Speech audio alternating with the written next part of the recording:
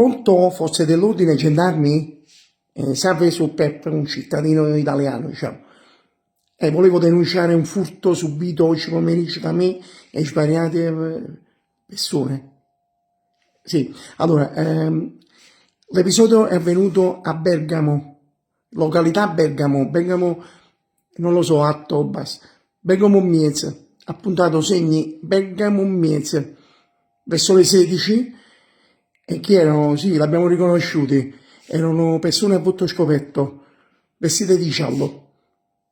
Lo so, è strano perché di solito i fuffanti si vestono di nero, invece questi erano vestiti di giallo, forse per di carnavale. Infatti noi eravamo rilassati, cioè col cuore pulito ci siamo rilassati e questo, come si dice a Bergamo, ci hanno messo a pitoffio, diciamo.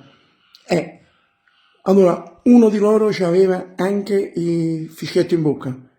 Non ero un parcheggiatore, se no me la cuciva. Faceva, tutto poco avete, poco andare, cioè si vede quando è un parcheggiatore.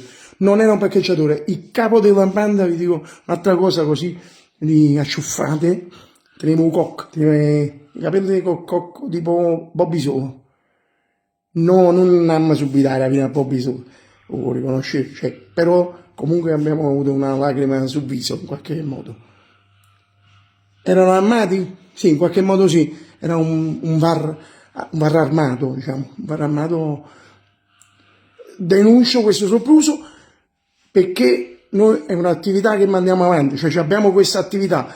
Se questa attività, cioè a subire su poco, allora la chiudiamo, basta che ce lo dite adesso, ci a fare ferie, signor gendarme. Segni Pep e tutto il popolo napoletano. Sì, siamo di Napoli. Mamma. Però Matarruzzo. Segnato? Buona sì.